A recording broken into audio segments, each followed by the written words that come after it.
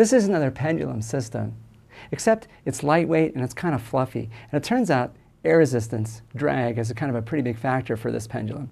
And so it'll pretty quickly slow down and stop. If I let this go on for a minute or so, the amplitude dramatically decreases. This is a property known as damping. This is a damped pendulum. It gradually slows down and stops. Well, all oscillatory systems do, unless you feed energy into them.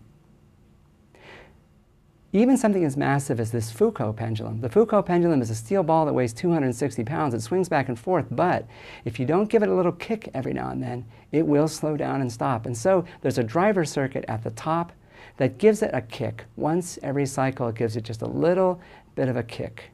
If you drive a pendulum system, you can increase the amplitude of oscillation. Now I've got this single rod which is connected to 3 different pendulums. I've got a long one, I have a medium one, and I have a short one. If I oscillate this rod back and forth at exactly the frequency of the middle pendulum, the middle pendulum will oscillate, the other 2 won't. So I can drive just one of them. And we would say that the frequency of oscillation of that middle pendulum is in resonance with the driving force that I'm applying. They're exactly the same frequency. I've matched the driving frequency to the natural frequency of oscillation of the pendulum. And of course, I can make any of the pendulums oscillate if I drive the rod back and forth at exactly the right frequency. It's just a question of matching. And so this is my divination rod. This is my yes, no, maybe stick. And you can ask it a question. If you ask it a question, it'll give you an answer. So, are you finding this sequence of videos helpful? That's a green for yes. Oh yeah. Now, this concept of resonance applies to many different physical systems. And we'll show you several different examples in the text. So we have an oscillating system here. It's this little needle which goes back and forth, and it's on a spring that you can see right here. Little wheel. It's a torsional oscillator, but it does simple harmonic motion just like everything else we've seen in chapter 14. And it's being driven by this driver. It's a mechanical driver, and you can watch this needle going back and forth. Shows you the driving frequency. This is the frequency of the oscillator. Now check this out. Here's the natural frequency of oscillation. It's going back and forth that quickly. Look at the driving frequency. The driving frequency is much slower than that. So as a consequence, if we watch the amplitude of the oscillation, it's pretty small. It doesn't go very far. After a while, these two kind of like sync up, and it goes back and forth. But it doesn't go back and forth very far, and this is about as big as the amplitude is going to get. Here's a question.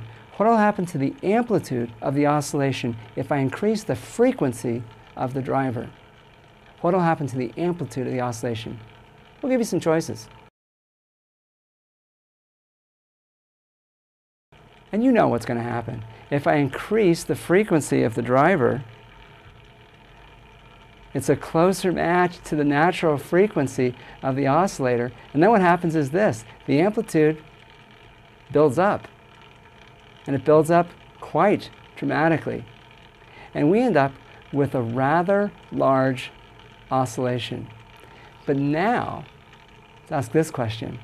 What will happen to the amplitude of the oscillation if I increase the frequency further, if I go beyond the resonant frequency? What will happen then? We'll give you some choices.